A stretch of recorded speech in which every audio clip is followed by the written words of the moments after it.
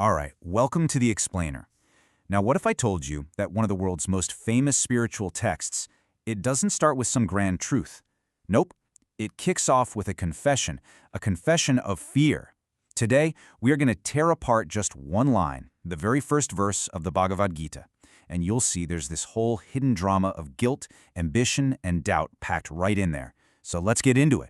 So here it is. This is the opening line. You've got the blind king, Drishtarashtra, and he's asking his advisor, Sanjay, for a report from the front lines. I mean, you've got two huge armies, all gathered and ready for this absolutely catastrophic war between cousins. On the surface, it just looks like a simple question, right? A request for info. But you gotta look closer. And right away, here's the puzzle. The verse itself says they gathered, desiring to fight. So the whole point of them being there is pretty crystal clear, right? They're there for a war. So why on earth would he ask, what did they do? It seems like a totally pointless question. But that question, that's actually the key to unlocking everything that comes next. And to solve this little mystery, we first need to understand who's doing the asking. Okay, so let's set the scene. We're going to look at the guy asking the question and the actual ground where this epic battle is about to go down. Trust me, the context here, it's everything. So the person speaking is King Dhritarashtra, and get this, he's blind. A lot of people see this blindness as being symbolic, like he's morally and spiritually blind too.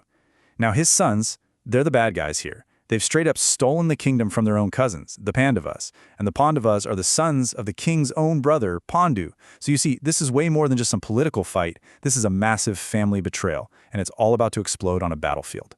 The king is so worried, so anxious, that he completely gives himself away in just the first few words he says.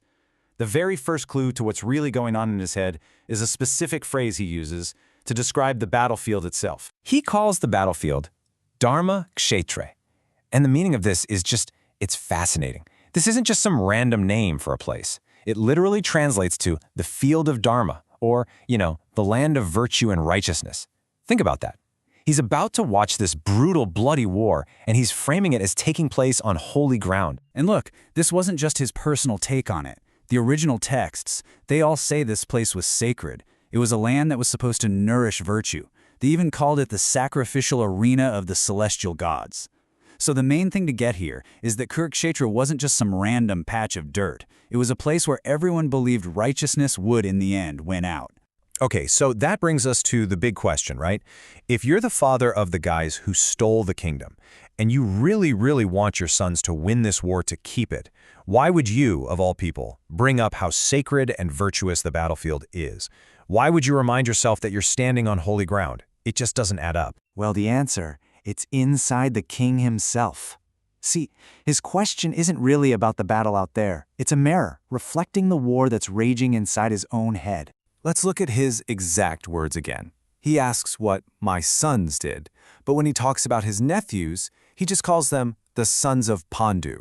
He uses this Sanskrit word mamaka, which is possessive, it means mine, for his own kids, but for his brother's kids, he uses Pandava, which is just descriptive. It's so detached. That word choice, right there, it creates this huge division. It's a classic us versus them. It totally shows his bias and how he's emotionally pushing away the very family he's wronged. So, here's the bottom line. The king is literally being torn in two. On one hand, he's got this crushing guilt. He knows what he did to his nephews was a huge injustice. But on the other hand, he's got this powerful ambition as a father.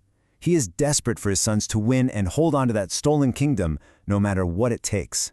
Okay, so when you put it all together, his guilt, his ambition, and the fact that he mentioned the Holy Land, we can finally figure out what the king was truly afraid of. And believe me, it is not what you'd think. You can almost see the king's chain of fear building in his mind, step by step. His logic is probably going something like this. Okay, step 1, we're on this holy field, the Dharmakshatra. Step 2, this land, it's known for inspiring virtue. Step 3, oh no, what if that virtuous influence starts affecting my sons? Step 4, what if they suddenly grow a conscience and decide to, negotiate a truce? And then step 5, the ultimate fear.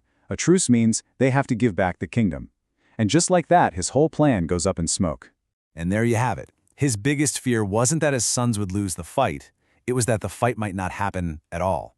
He was terrified that the goodness of the land itself could lead to peace, which, for his ambition, was the absolute worst-case scenario. The crazy part? He actually wanted the war to happen. So what's the big takeaway here? What's the deep lesson hiding inside this one seemingly simple question? It means that the first verse of the Gita, it's not a question at all. It's a confession. He's accidentally spilling his guts, pouring out all of his deepest fears as a guilty king. When he asks, what did they do? He's not asking for a report. He's really asking, did the Holy Land make my sons go soft? Did Dharma win? Did my whole plan just fall apart? So just think about that. In one single line, we see the king's entire inner conflict. We see his guilt, his bias, his secret fear that righteousness might prevail. And more than anything else, this one verse sets the stage perfectly for the whole point of the Gita. Because it's not really about a battle between armies out on a field. It's about the internal war, the one we all fight, between our duty and our desires, between what's right and what's wrong. And that really just leaves us with one final thought to chew on.